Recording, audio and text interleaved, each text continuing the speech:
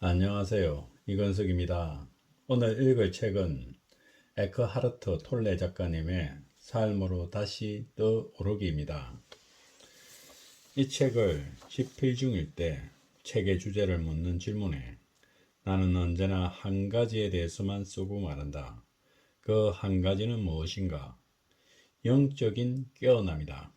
책을 통해 영적 깨어남이 가능하려면 깨어날 준비가 필요하다. 즉, 수용하는 자세, 진리를 받아들이는 열린 마음이 필요하다. 또한 책의 내용이 축적된 지식으로부터 나온 정보 제공이 아니라 깨어난 의식으로부터 나온 것이어야 한다. 그때 글은 살아있는 힘을 갖는다. 그러한 글을 읽어 나가는 중에 생각 이전의 깨달음에 도달할 수 있다. 책을 읽는 것이 깨달음의 도구가 되는 것이다. 에크하르트 톨레는 1948년 독일 위넨에서 태어나 부모의 불화와 이혼으로 불행하고 시절을 보냈다. 2차 세계대전 폭격으로 부서진 건물 안에서 종종 시간을 보냈고 고통의 에너지로 인해 깊고 어두운 10년으로 빠져들곤 했다. 13살에 스페인에서 문학, 천문학 언어를 집에서 공부하였고 19에 영국으로 건너가 독일어와 스페인어를 가르치며 생계를 해결했다. 그는 사춘기에서 성년까지 어두운 시절의 심각한 우울증과 불안감, 두려움을 해결하기 위해 철학, 심리학, 문학 등 방대한 영역의 자료를 접했다. 대학원 때에 독일의 중세 철학자이자 심리가인 마이스터 에크하르트에 감명받아 자신의 이름을 울리히에서 바꿨다. 톨레는 어느 날 밤 중요한 내적 변화를 경험했다. 한밤중에 일어나 더 이상 견딜 수 없을 정도의 우울증으로 괴로워했다. 삶의 해이와 공허로 더 이상 나 자신과 함께 살 수 없어 라고 외치는 스스로를 발견했다. 그리고 나 자신과 살 수 없는 나를 발견하고 진짜와 가짜인 나를 깨달아 변화의 경험을 했다. 얼마쯤 지났을까? 눈을 떴을 때 그는 거저 평화로웠다. 절망의 나락에서 깨달음의 밝은 순간으로 갑자기 이동하는 아름다운 경험 후 톨레는 대학원을 중퇴하고 자신에게 찾아온 변화를 찾기 위해 세상을 지켜보았다. 그는 내적 탐구에 몰두했다. 그는 영국 상담자이자 경연자로 캐나다 밴쿠버에 정착했다. 톨레의 첫 번째 저서 지금 이 순간을 살아라는 생각과 감정을 자신이라고 여기는 인간의 근본적인 착각을 다룬 명제이다. 자신에 대한 허구의 이미지가 에고이다.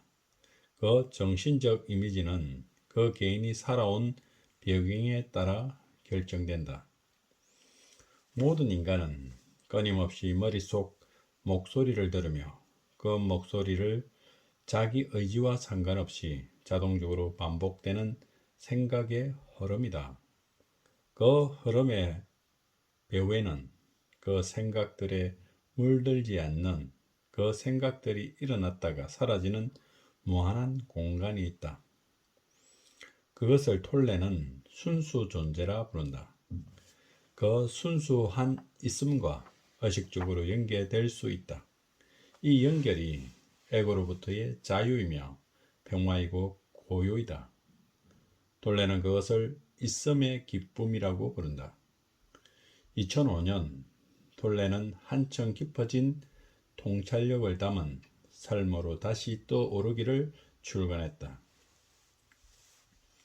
모든 고통과 불행의 원인인 자기 자신이라는 감옥에서 끌어나와 나는 누구인지 깨닫고 진정한 삶으로 다시 떠오르는 것이 책의 주제이다.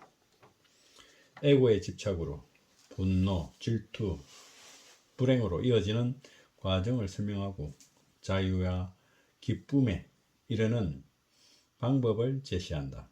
대부분의 사람들은 자신의 생각과 감정에 갇힌 채 삶 전체를 보낸다.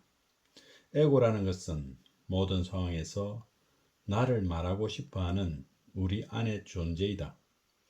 게다가 에고는 그 자체로 존재 못하고 동일화될 외부를 끝없이 찾는다.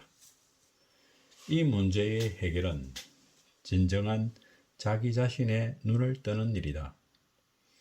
자기 자신과 타인에 대한 규정 짓는 것을 중단하라.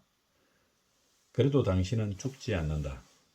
오히려 살아있음을 경험하게 될 것이다. 라고 톨레는 말한다. 누구와 함께 있든 언제나 현재의 순간에 살고 행복하기를 원하는 사람을 위한 책이다.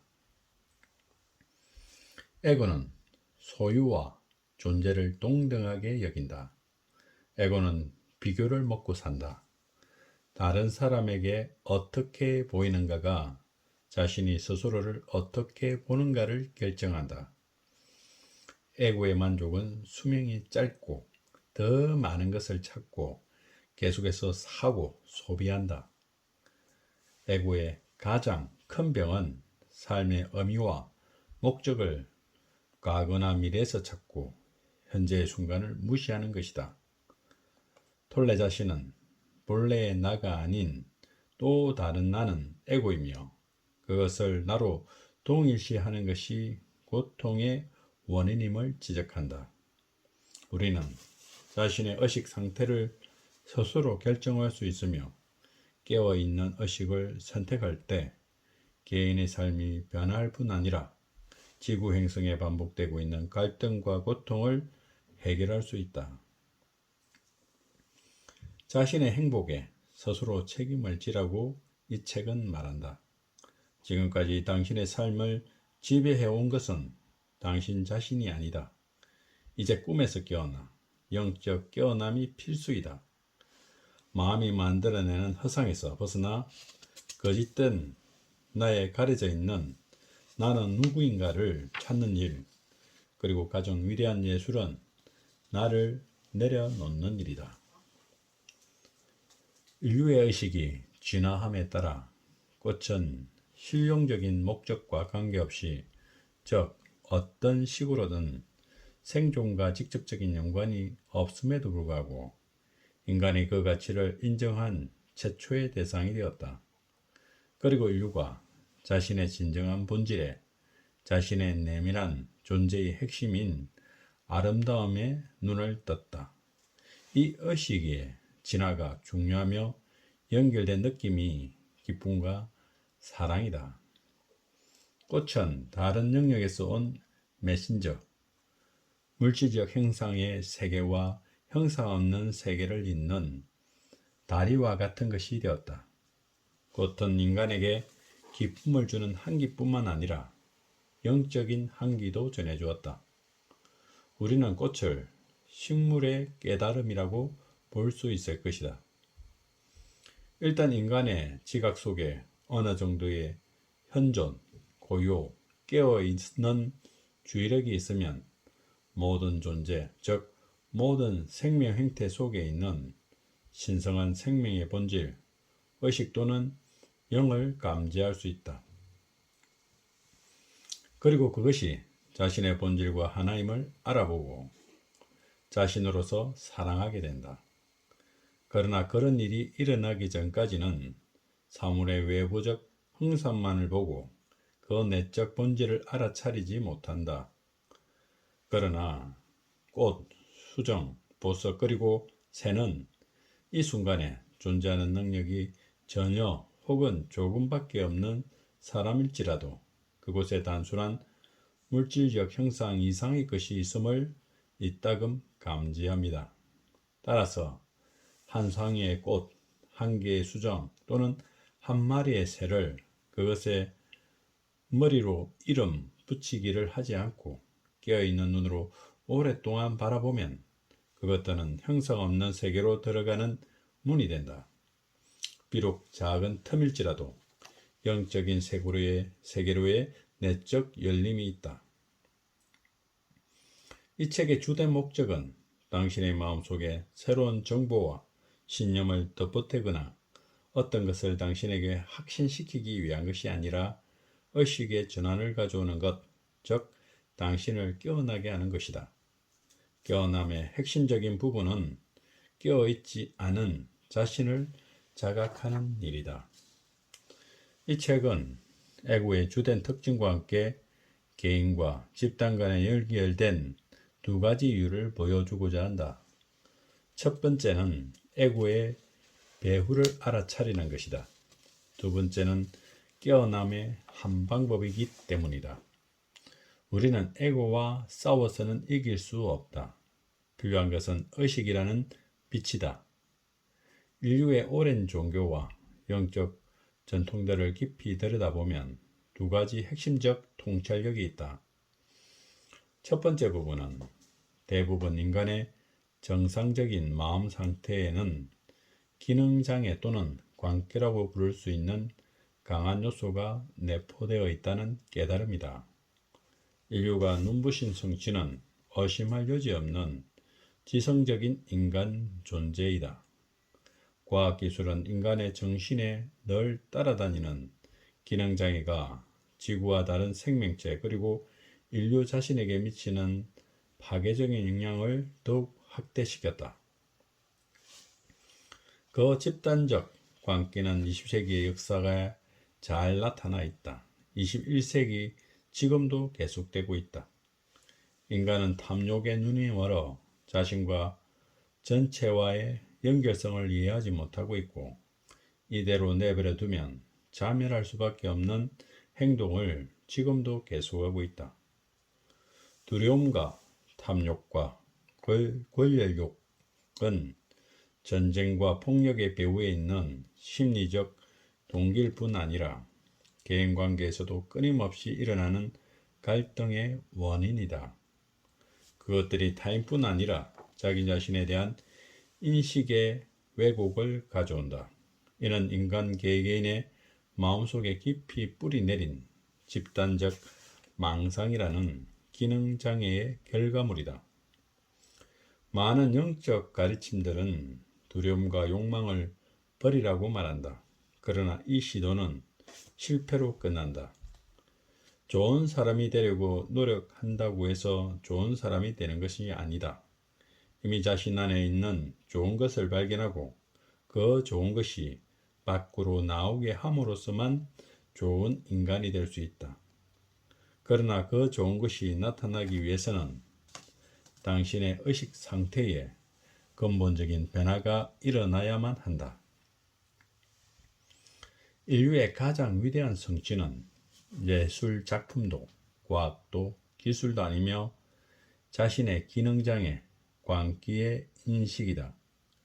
이 자신의 광기를 알아차리는 것 자체가 온전한 정신의 등장이며 치유와 초월의 시작이다. 인류의 깨어남에 필수 불가결했지만 집단적 광기로부터 탈출하는 방법을 보여준 가르침들은 철저히 왜곡되었고 그것마저 그 광기의 일부가 되었다. 그래야 종교는 인간을 통합하기보다는 분열시키는 힘이 되었다. 그래서 모든 주요 종교 안에서 새로운 종파와 운동이 생겨났다. 주류 종교들과는 달리 이들의 가르침은 깨달음과 내적 변화를 강조했다. 하지만 극소수에 달했고 시간이 지남에 따라 효력을 잃었다. 종교인은 생각을 진리와 동일시하고 그 생각과 자신을 완전히 동일화하기 때문에 자신만의 진리를 소유하고 있다고 주장하지만 사실은 무의식 중에 자신의 정체성을 보호하려고 시도하고 있을 뿐이다. 자신의 행동과 신념에 완전히 동의하지 않는 사람은 틀리다고 단정짓는다. 새로운 영성, 즉 의식의 전환이 지금 제도화된 종교 밖에서 광범위하게 일어나고 있다. 하지만 동시에 에고의 벽도 더 강해지고 있다. 그로 인해 더 완고해지고 광신자 집단이 생겨나고 있다. 에고는 소멸되어야 하는 문명이다. 과거의 존재 방식과 자연과의 관계가 재기능을 하지 못하고 근본적인 위기가 생겨 해결하지 못하면 생존의 위협과 멸종을 한다. 아니면 진화의 도약을 통해 조건의 한계를 뛰어넘어 비상한다. 생존을 위협하는 근본적인 위기에 대처하는 것, 이것이 현재 인류가 맞닥뜨린 과제이다. 과학기술의 발달로 에고가 지배하는 인간 마음의 기능장애가 최초로 이 행성 자체의 존재를 위협하고 있다. 인간의 의식의 꽃이 폭넓게 피어나지 않는 것은 아직 그 정도의 절박함이 없었기 때문이었다. 인류는 지금 진화할 것인가 사멸할 것인가 중대한 선택에 직면해 있다. 변화는 마음의 내용물보다도 더 깊은 곳, 생각보다도 더 깊은 곳에서 진행되고 있다. 사실 새로운 의식의 핵심은 생각의 초월에 있다. 자신은 생각하는 자신을 보고 있는 사람이다. 생각 이전에 그 알아차림, 생각이 일어나는 공간이 바로 자신이다. 인간의 마음 구조가 변화하지 않고 남아있다면 우리는 언제나 근본적으로 똑같은 세상, 똑같은 악, 똑같은 기능장애를 계속 반복해 창조할 것이다. 인간의 삶과 의식은 지구의 삶과 본질적으로 하나이기 때문에 낡은 의식이 소멸하면 그것의 공명에 지구의 많은 곳에서 대변화가 일어날 수밖에 없다. 말 속에서 인간은 쉽게 자기를 잃어버린다. 어떤 것에 단어를 붙이기만 하면 체면에 걸린 것처럼 그것이 무엇인지 안다고 암묵적으로 믿어버린다. 우리가 지각하고 경험하고 생각할 수 있는 것은 모두 실체의 표면층 뿐이며 빙산의 일각보다도 작다. 단어를 붙이거나 머릿속에서 분류표를 붙이지 않고 그것을 바라보거나 손에 쥘 때, 그리고 그것이 있는 그대로를 허락할 때 외경심과 경이감이 당신 안에서 일어날 것이다. 자신의 안과 주위에서 쉼없이 펼쳐지는 현실, 그 삶의 기적에 더 무감각해진다. 그런 방식으로 영리함을 얻을 수 있을지 모르지만 지혜는 잃어버리게 한다. 많은 실체를 인간 마음이 파악할 수 있을 정도로 축소시킨다.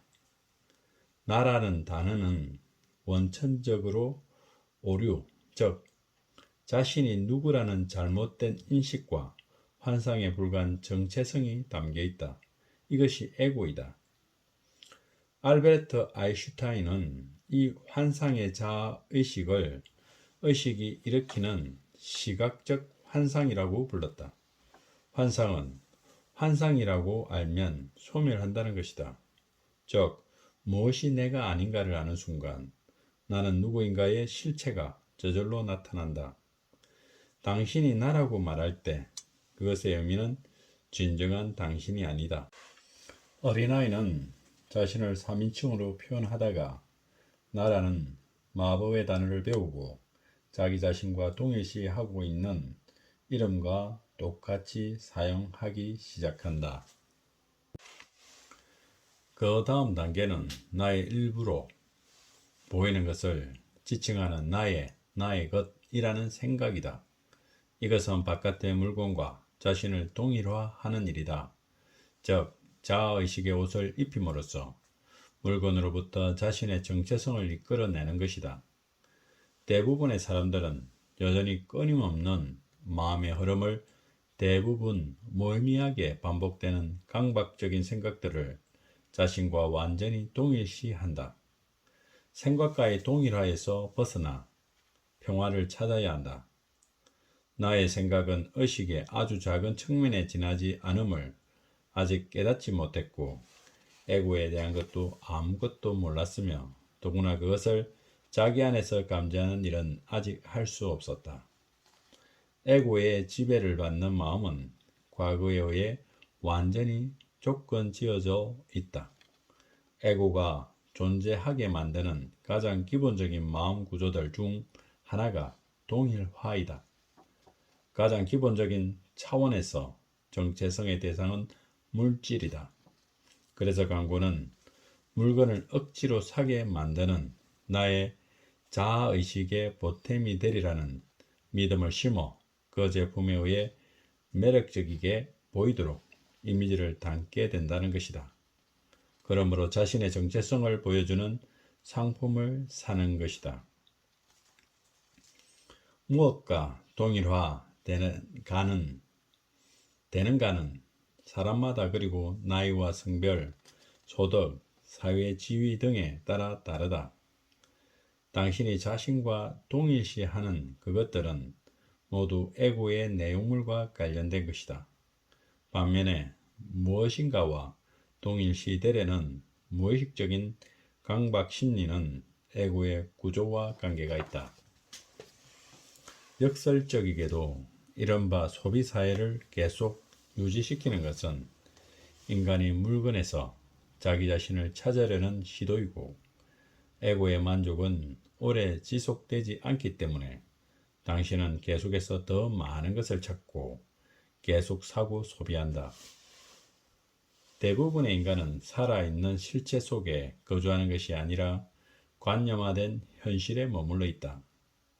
에고가 사물과 동일화되면 사물에 대한 집착과 강박관념이 생겨나고 그것으로부터 소비 경제 구조가 만들어지고 발전의 유일한 측정 기준이 언제나 더 많이이다. 더 많이와 끝없는 성장을 위한 이 억제되지 않는 분투 노력은 하나의 기능장애이고 질병이다. 많은 사람들은 물건에 대한 도를 넘는 집착으로 삶의 대부분을 소비한다. 사람들이 부자임을 동의하더라도 소유는 궁극적으로는 하나의 이야기, 허구임에는 변함이 없다. 많은 사람이 임종의 자리에 누워 외부의 모든 것이 떨어져 나갈 때에야 비로소 이 세상 어떤 것도 자신의 존재와 무관하다는 사실을 깨닫는다. 죽음이 가까워지면 소유라는 개념 자체가 궁극적으로 완전히 무의미한 것임이 드러난다. 전 생애를 통해 더 완전한 자아의식을 찾아다녔지만 그들이 진정으로 찾고 있었던 그것은 사실 언제나 그곳에 이미 있었다는 사실을 모른다. 그러나 소유를 포기한다고 그것만으로 자동적으로 에고로부터 자유로워지는 것은 아니다. 에고는 그 즉시 자신의 생존을 위해 또 다른 무언가를 찾을 것이다. 결국 에고는 자신의 존재를 입증해 줄 무엇인가가 있는 한 자유로울 수 없다.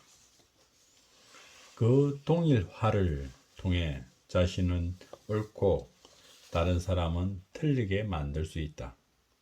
에고는 소유와 존재를 동일시하는 경향이 있다. 그리고 비교를 통해 살아간다. 남들에게 어떻게 보이는가가 자신은 어떤 사람이며 누구인가를 비춰주는 거울이 된다. 에고의 자아, 존중감은 많은 경우 다른 사람들의 눈에 비치는 자신의 가치에 매여 있다. 어떻게 하면 물질에 대한 집착을 내려놓을 수 있는가? 그것은 불가능하다. 자신이 집착하고 있음을 아는 것만으로도 충분하다. 그 알아차림이 나 자신이며 그것이 의식 변화의 시작이다. 소유의 개념은 에고가 자신에게 견고함과 연속성을 부여해 자신을 돋보이게 하고 특별한 존재가 되기 위해 만든 일종의 허구이다. 그 깊은 내면에는 더 많이를 향한 욕구가 그것이며 우리는 그것을 욕망이라고 부른다. 에고의 주된 특징은 더 많이를 바라고 충분하지 않다는 심리적 욕구는 경우에 따라서는 육체 차원으로 옮겨 배고픔의 정세를 나타낸다. 더 많이 바라는 정신 이상적이고 탐욕스러운 에고의 욕구가 만들어내는 자원의 불균형만 없다면 기본적인 쾌적함 등의 물질적 필요는 간단하게 충족될 수 있을 것이다. 생각의 행태를 알아차리지 못하는 한, 그것들이 무의식적으로 머물러 있는 한, 당신은 그 생각 형태들이 하는 말을 믿게 된다. 물건들 이외의 동일화는 나의 육체의 동일화이다. 성별이 곧 정체성이 된다. 그리고 삶의 성취는 무엇보다 본인의 성별 정체성의 실현에 있다고 간주된다. 그들의 자아 존중감은 육체적인 힘, 외모, 몸매 등 겉으로 드러나는 모습에 밀집하게 묶여 있다. 그런 특징이 약해지거나 없어지면 고통을 겪는다. 자신의 몸에 대한 마음속 이미지와 관념을 자신이라고 잘못 믿고 그 생각과 동일화된다. 하지만 사실 육체도 일시적이며 결국은 사라질 수밖에 없는 운명을 공유하고 있다. 정상인뿐만 아니라 육체의 불완전한 환자들은 무의식 중에 그 병에 집착하게 된다. 왜냐하면 그것이 자신이 생각하는 자기 자신, 정체성의 가장 중요한 부분이다. 에고는 병을 통해 자신을 강화하기 위해 스스로 병을 일으킬 수도 있고 또 실제로 일으키기도 한다.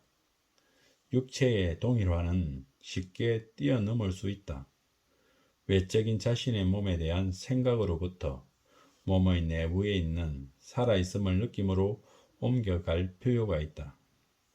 이 내부의 몸은 사실은 육체가 아니고 생명 에너지이며 형상과 형상 없음 사이의 다리이다. 가능한 한 자주 내부의 몸을 느끼는 습관을 들이는 것이 좋다. 에고는 물건이나 육체처럼 외부의 형상들보다 더 근본적인 것은 의식의 영역에서 끊임없이 일어나는 생각 형태들이다. 모든 생각이 당신의 관심을 온통 흡수해버리고 머릿속 목소리와 그것에 동반되는 감정에 너무도 동일화되어 에고의 움켜짐에서 벗어나지 못한다. 에고는 무형의 의식인 나의 있음과 순수한 있음을 형상과 뒤섞일 때 생겨난다. 이것이 동일화의 의미이다. 이것이 존재의 망각이며 현실의 악몽으로 바꿔놓는다. 사르트르는 데카르트의 나는 생각한다고로 존재한다 말에서 자신이 생각하고 있는 것을 알아차릴 때 그 알아차림은 생각의 일부가 아니다. 그것은 다른 차원의 의식이다. 그리고 나는 존재한다 라고 말하는 것은 그 알아차림이다. 자신이 꿈을 꾸고 있다는 것을 알면 꿈에서 깨어난 다른 차원의 의식이 들어온 것이다. 많은 사람들이 삶의 어느 시점에서 비극적인 상실을 겪고 아무것도 남지 않은 자신을 발견하면서 이것을 한계 상황이라고 부를 수 있다.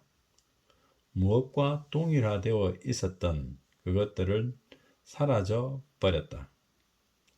일단 에고가 당신이 동일화되어 있는 형상, 당신에게 자아의식을 부여해준 형상이 무너지거나 사라질 때 에고도 함께 붕괴된다. 그것이 신의 평화이다. 하지만 큰 상실 후 동일화에서 벗어나지 못하면 새로운 에고는 전의 것보다 더 폐쇄적이고 단단하며 더 뚫기 어렵다. 비극적인 상실이 일어날 때 사람들은 저항하거나 아니면 항복한다. 항복은 내적으로 받아들임을 의미한다. 삶을 향해 자신을 여는 것이다.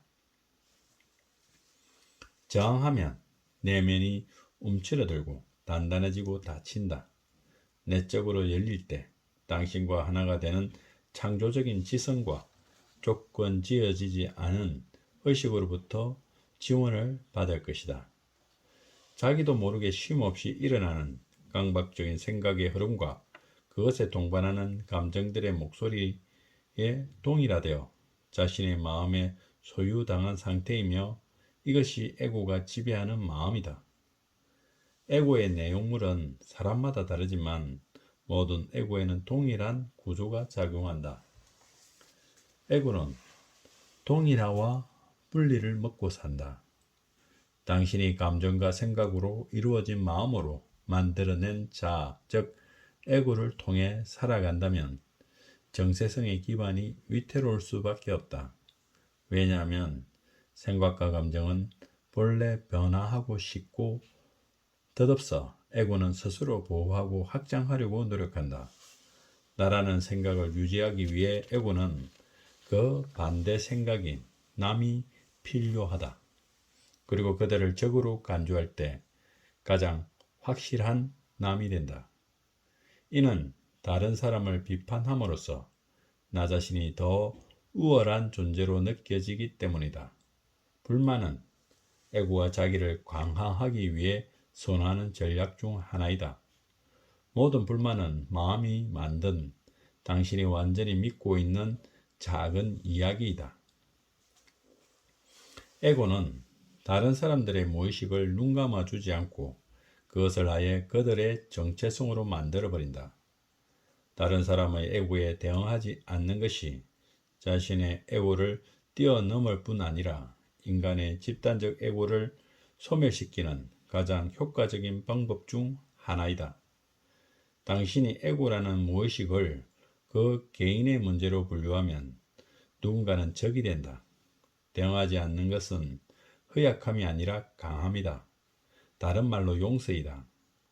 에고의 가장 큰 적은 지금 이 순간, 즉 삶 그 자체이다. 누군가가 잘못되었다고 만들기를 즐기는 나가 되어서는 안 된다. 실제로는 그 목소리를 알아차리는 그 알아차림이 본래의 당신이고 전면에 그 목소리, 즉 생각하는 자가 있다. 이런 방식으로 에고에서 해방한다. 오래 지속된 분함이 원한이라고 불린다. 그 원한은 늘 살아있는 상태가 되고 한 삶의 다른 영역들로 오염시킨다. 원한을 내려놓으려고 하면 안 된다. 용서를 해도 성공하지 못한다. 그 생각들에 대한 신체 반응인 감정을 느껴야 한다. 즉, 거짓 자아의식을 강화시킨 에고를 보게 될 때 용서는 자연스럽게 일어난다. 에고는 옳기 위해 누군가를 틀리게 만들기를 매우 좋아한다.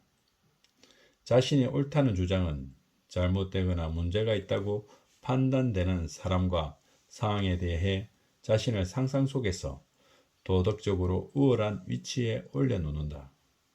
모든 에고는 자신의 의견과 견해를 사실 그 자체와 혼돈한다. 그리고 선별적으로 인식하고 왜곡되게 해석하는 데는 달인이다. 절대적 진리는 오직 하나이며 다른 모든 진리는 그것으로부터 퍼져나온다. 인간의 행동은 진리를 반영하거나 환상을 반영하거나 둘 중 하나이다. 진리는 말로 표현할 수 있다 하지만 언어는 진리 그 자체가 아니다. 단지 진리를 가리켜 보일 뿐이다. 전쟁은 마음의 방식이다. 그런 사고방식으로부터 나오는 행동은 악으로 인식된 상대방을 오히려 더 강하게 만든다. 당신의 의식 상태와 외부 현실 사이에는 깊은 상호관계가 있다. 당신이 전쟁이라는 마음 방식이 당신의 감각 지각들은 왜곡과 극단적으로 선별적으로 변한다. 에고의 정체를 알아차려야 한다. 인간 마음의 정신이상 정세이다. 그래서 누군가의 정체성으로 오인하지 않아야 한다. 그것은 더 이상 개인의 문제로 받아들이지 않고 누구의 잘못도 아니기 때문에 대응하지 않는 것이 중요하다. 에고가 전쟁을 할 때 이는 단지 환상에 지나지 않음을 알아야 한다. 이 순간에 머무는 현존의 힘이 강해지면 에고는 구속력을 상실할 것이다. 에고의 마음보다 훨씬 큰 힘이 당신 삶에 생겨난다. 인간이라는 존재의 궁극적인 목적은 현존의 힘을 세상 속으로 가져오는 일이다. 이것이 당신의 어제도 내일도 아닌 현재의 지금으로 당신 안의 과거를 해체시키고 당신의 의식 상태를 변화시킨다. 영적인 깨달음은 내가 지각하고 경험하고 생각하고 느끼는 것이 궁극적으로 내가 아니고 나를 발견할 수 없다는 것을 분명하게 보는 것이다. 이 환상의 나를 버렸을 때 남는 것은 그 안에서 지각과 경험과 생각과 감정이 나타났다가 사라지는 의식의 빛이다. 그것이 바로 더 깊은 곳에 있는 나, 진정한 나, 순수한 입습니다. 모든 행상이 불안정하다는 것을 깨닫고 그것을 받아들이면 평화가 당신 안에서 일어난다. 에고에게는 그냥 지나쳐버리기 쉬운 미묘한 행태들이 많이 있다. 만약 누군가가 자신보다 더 많이 갖거나 할 수 있다면 상대방에 비해 상상 속의 자아의식을 위축시킨다. 그래서 자신을 회복하기 위해서 상대방의 모든 가치를 깎아내리고 부정적으로 판단하여 자신의 도덕적 우월감을 상승시킨다. 자신이 아는 유명한 인물과의 관계의 암시는 자신도 우월감을 맛보려는 에고의 전략이다. 에고는 언제나 무엇인가를 원하며 상대방에게 얻을 것이 아무것도 없다고 여겨지면 철저히 무관심 상태가 된다. 에고는 모든 에너지의 원천이 자신의 내면에 있음을 알지 못하는 까닭에 그것을 외부에서 찾는다. 이는 관심이다. 소심한 사람은 관심에 대한 두려움이 크며 종종 눈에 띄게 부정적인 자아의식, 자신에게 무엇인가 많이 부족하다는 믿음과 함께한다. 누군가에게 우월감과 열등감을 느낄 때마다 그것은 당신 안의 에고이다. 에고는 자신의 문제들이 끝나는 것을 원치 않는다. 아무도 나의 슬픈 이야기에 귀를 기울이지 않으면 자기를 불쌍히 여기고 그렇게 함으로써 삶이나 다른 사람들, 운명이나 신에게 불공평하게 취급당하는 자신이라는 정체성을 갖는다. 이것이 에고에게는 중요하다. 세상에서 어떤 기능을 수행하는가가 아니라 그 기능과 지나치게 동일화된 나머지 그것이 자신을 점령해 완전히 그 역할이 되어 버린 것이다.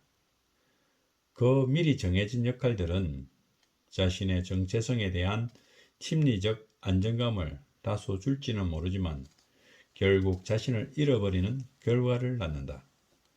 다른 사람들과 교류할 때 자신이 어떻게 행동하는지 관찰할 만큼 충분히 깨어있고 충분히 알아차린다면 만나는 상대에 따라 미묘하게 달라지는 자신의 말과 태도, 행동 등을 감지할 수 있을 것이다. 관계를 맺는 데는 상대방의 마음도 아마 똑같은 일을 하고 있을 것이기 때문에 마음이 만들어낸 4개의 개념적 정체성들의 관계인 셈이다. 자신 안에 불행이 있다면 나는 불행하다라고 말하지 말고 내 안에 불행이 있다라고 말하라. 불행의 주요 원인은 결코 상황이 아니라 그 상황에 대한 당신의 생각이다. 이야기를 만들어내는 대신 사실과 대면하면 힘이 솟아난다. 생각과 감정 사이의 연결을 보고 알아차림이 되어야 한다. 깨어 있어야 한다. 당신의 마음속에 지나가는 생각들 중에는 혹시 당신 자신의 것이 되어버린 아버지나 어머니의 목소리가 섞여 있지 않은가? 그 정체를 바로 알고 현존만이 당신 안에 무의식적인 과거를 소멸시킬 수 있다. 아이를 사랑하는 것도 그 사랑은 인간의 차원일 뿐이다. 오직 형상 너머의 존재 차원에서만 두 사람은 동등하다. 자신 안에서 형상 없는 차원을 발견할 때만 그 관계에 진정한 사랑이 있을 수 있다. 당신 스스로에게나 다른 사람들에게나 자신을 규정하는 것을 중단하라. 그리고 남들이 당신을 어떻게 규정하는가에 관심 가질 필요가 없다. 사람들과 상호작용할 때에는 기능이나 역할로 그곳에 있지 말고 의식이 깨어있는 현존의 장으로 있으라. 형상 속에서는 당신은 언제나 어떤 사람보다 열등하거나 우월할 것이며 앞으로도 그럴 것이다. 본질 쪽에서는 당신은 누구보다 열등하지도 우월하지 않다. 진정한 자존과 진정한 겸손은 이 깨달음으로부터 생겨난다. 부정적인 마음은 나 자신이 아닌 다른 누군가가 그 원인이 있다고 오인한다. 자기 안에 부정적인 마음은 부정적 무엇인가 목적을 갖고 있다고 알아차린다면 당신은 곧 바로 에고를 알아차리게 된다.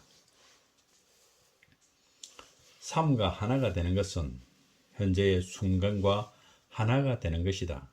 그때 당신은 자신이 삶을 사는 것이 아니라 삶이 당신을 살고 있음을 깨닫는다. 에고는 지금 일어나는 현실을 원망하는 것을 좋아한다. 그것으로 부정적인 마음이 만들어지고 자신이 지상에 지옥을 창조하고 있다는 것을 모른다. 자기 정당화를 위해 사실을 왜곡한다. 지금 이 순간 내 안에 부정적인 마음 상태가 있는가? 그런 다음 자신의 감정과 생각을 주의 깊게 살펴보라. 사실은 그 생각들이 불행의 원인이다.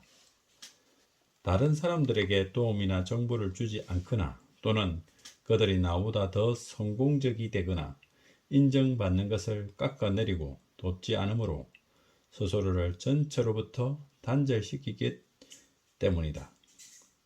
다른 사람의 성공에 대한 분함이 자신의 성공 기회를 축소시키고 있음을 에고는 알지 못한다.